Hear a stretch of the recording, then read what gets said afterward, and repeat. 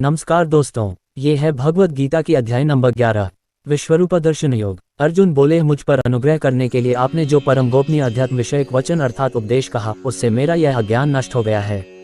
क्योंकि हे कमल नेत्र, मैंने आपसे भूतों की उत्पत्ति और प्रलय विस्तार पूर्वक सुने हैं तथा आपकी अविनाशी महिमा भी सुनी है।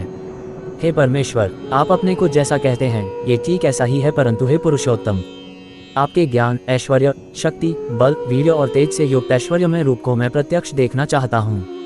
हे प्रभु, यदि मेरे द्वारा आपका वह रूप देखा जाना शक्य है ऐसा आप मानते हैं, तो हे योगेश्वर, उस अविनाशी स्वरूप का मुझे दर्शन कराइए।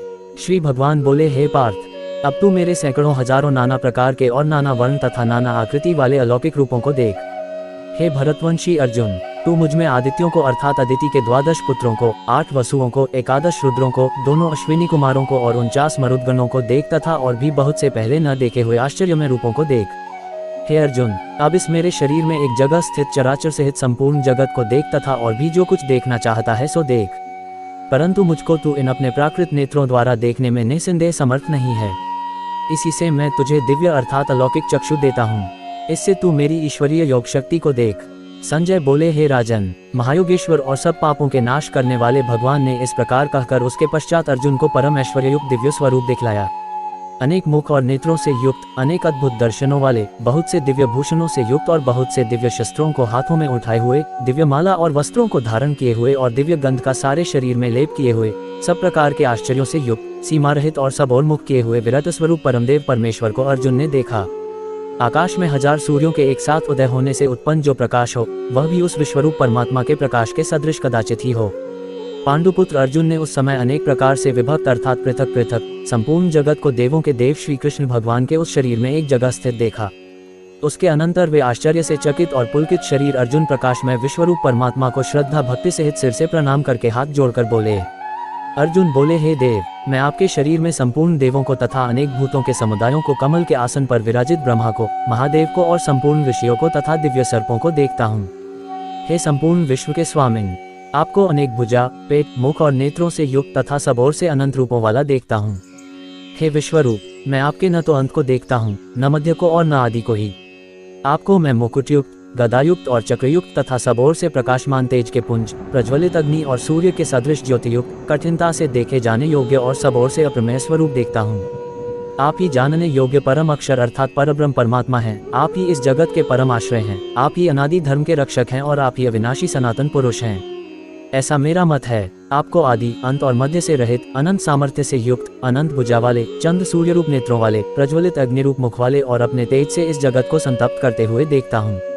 हे महात्मन, ये स्वर्ग और पृथ्वी के बीच का संपूर्ण आकाश तथा सब दिशाएं एक आपसे ही परिपूर्ण है तथा आपके इस अलौकिक और भयंकर रूप को देखकर तीनों लोक अति व्यथा को प्राप्त हो रहे हैं।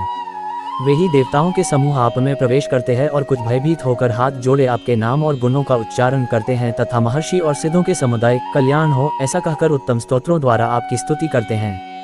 जो 11 रुद्र और 12 आदित्य तथा 8 वसु, साध्यगण, विश्वेदेव, अश्विनी कुमार तथा मरुदगण और पितरों का समुदाय तथा गंधर्व, यक्ष, राक्षस और सिद्धों के समुदाय हैं, वे सभी विस्मित होकर आपको देखते हैं। हे महाबाहो, आपके बहुत मुख और नेत्रों वाले, बहुत हाथ, जंघा और पैरों वाले, बहुत उदरों वाले और बहुत सी दाढ़ों के कारण अत्यंत विकराल महान रूप को देखकर सब लोग व्याकुल हो रहे हैं तथा मैं भी व्याकुल हो रहा हूँ। क्योंकि हे विष्णु, आकाश को स्पर्श करने वाले, देदीप्यमान, अनेक वर्णों युक्त तथा फैलाए हुए मुख और प्रकाशमान विशाल नेत्रों से युक्त आपको देखकर भयभीत अंतःकरण वाला मैं धीरज और शांति नहीं पाता हूँ। दाढ़ों के कारण विकराल और प्रलय काल की अग्नि के समान प्रज्वलित आपके मुखों को देखकर मैं दिशाओं को नहीं जानता हूँ और सुख भी नहीं पाता हूँ।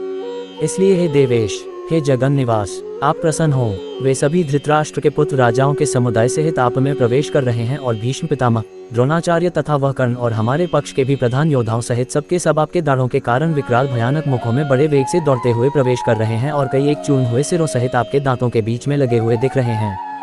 जैसे नदियों के बहुत से जल के प्रवाह स्वाभाविक ही समुद्र के सम्मुख दौड़ते हैं अर्थात समुद्र में प्रवेश करते हैं, वैसे ही वे नरलोक के वीर भी आपके प्रज्वलित मुखों में प्रवेश कर रहे हैं। जैसे पतंग मोहवश नष्ट होने के लिए प्रज्वलित अग्नि में अति वेग से दौड़ते हुए प्रवेश करते हैं, वैसे ही ये सब लोग भी अपने नाश के लिए आपके मुखों में अति वेग से दौड़ते हुए प्रवेश कर रहे हैं। आप उन संपूर्ण लोगों को प्रज्वलित मुखों द्वारा ग्रास करते हुए सब ओर से बार बार चाट रहे हैं। हे विष्णु, आपका उग्र प्रकाश संपूर्ण जगत को तेज के द्वारा परिपूर्ण करके तपा रहा है। आख्याहि मे को भवानुग्रू नमोस्तु ते देववर प्रसीद विज्ञातुमिच्छामि भवन्तमाद्यं न ही प्रजानामि तव प्रवृत्तिम। मुझे बतलाइए कि आप उग्र रूप वाले कौन हैं। हे देवों में श्रेष्ठ, आपको नमस्कार हो, आप प्रसन्न होइए। हे आदि पुरुष, आपको मैं विशेष रूप से जानना चाहता हूँ, क्योंकि मैं आपकी प्रवृत्ति को नहीं जानता। श्री भगवान बोले, मैं लोकों का नाश करने वाला बड़ा हुआ महाकाल हूँ। इस समय लोकों को नष्ट करने के लिए प्रवृत्त हुआ हूँ। इसलिए जो प्रतिपक्षियों की सेना में स्थित योद्धा लोग हैं वे सब तेरे बिना भी नहीं रहेंगे, अर्थात तेरे युद्ध न करने पर भी इन सब का नाश हो जाएगा। अतः तू उठ, यश प्राप्त कर और शत्रुओं को जीतकर धन धान्य से संपन्न राज्य को भोग। ये सब शूरवीर पहले ही से मेरे ही द्वारा मारे हुए हैं। हे सव्यसाचिन, तू तो केवल निमित्त मात्र बन जा। द्रोणाचार्य और भीष्म पितामह तथा जयद्रथ और कर्ण तथा और भी बहुत से मेरे द्वारा मारे हुए शूरवीर योद्धाओं को तू मार। भय मत कर, निस्संदेह तू युद्ध में वैरियों को जीतेगा, इसलिए युद्ध कर। संजय बोले, केशव भगवान के इस वचन को सुनकर मुकुटधारी अर्जुन हाथ जोड़कर कांपता हुआ नमस्कार करके फिर भी अत्यंत भयभीत होकर प्रणाम करके भगवान श्री कृष्ण के प्रति गदगद वाणी से बोले। अर्जुन बोले, हे अंतर्यामिन, ये योग्य ही है कि आपके नाम, गुण और प्रभाव के कीर्तन से जगत अति हर्षित हो रहा है और अनुराग को भी प्राप्त हो रहा है तथा भयभीत राक्षस लोग दिशाओं में भाग रहे हैं और सब सिद्ध गणों के समुदाय नमस्कार कर रहे हैं। हे महात्मन, ब्रह्मा के भी आदिकर्ता और सबसे बड़े आपके लिए वे कैसे नमस्कार न करें, क्योंकि हे अनंत, हे देवेश, हे जगन निवास, जो संत, असत और उनसे परे अक्षर अर्थात सच्चिदानंद घन ब्रह्म हैं, वह आप ही हैं। आप आदिदेव और सनातन पुरुष हैं। आप इस जगत के परम आश्रय और जानने वाले तथा जानने योग्य और परम धाम हैं। हे अनंत रूप, आपसे ये सब जगत व्याप्त अर्थात परिपूर्ण है। आप वायु, यमराज, अग्नि, वरुण, चंद्रमा, प्रजा के स्वामी ब्रह्मा और ब्रह्मा के भी पिता हैं। आपके लिए हजारों बार नमस्कार, नमस्कार हो। आपके लिए फिर भी बार बार नमस्कार, नमस्कार। हे अनंत सामर्थ्य वाले, आपके लिए आगे से और पीछे से भी नमस्कार। हे सर्वात्मन, आपके लिए सब ओर से नमस्कार हो, क्योंकि अनंत पराक्रमशाली आप समस्त संसार को व्याप्त किए हुए हैं, इससे आप ही सर्वरूप हैं। आपके इस प्रभाव को न जानते हुए आप मेरे सखा हैं, ऐसा मानकर प्रेम से अथवा प्रमाद से भी मैंने हे कृष्ण, हे यादव, हे स्खे इस प्रकार जो कुछ बिना सोचे समझे हठात कहा है। और हे अच्युत, आप जो मेरे द्वारा विनोद के लिए विहार, शय्या, आसन और भोजनादि में अकेले अथवा उन सखाओं के सामने भी अपमानित किए गए हैं, वह सब अपराध प्रमेय स्वरूप अर्थात अचिंत्य प्रभाव वाले आपसे मैं क्षमा करवाता हूँ। आप इस चराचर जगत के पिता और सबसे बड़े गुरु तथा अति पूजनीय हैं। हे अनुपम प्रभाव वाले, तीनों लोकों में आपके समान भी दूसरा कोई नहीं है, फिर अधिक तो कैसे हो सकता है। अतः हे प्रभो, मैं शरीर को भलीभांति चरणों में निवेदित कर प्रणाम करके स्तुति करने योग्य आप ईश्वर को प्रसन्न होने के लिए प्रार्थना करता हूँ।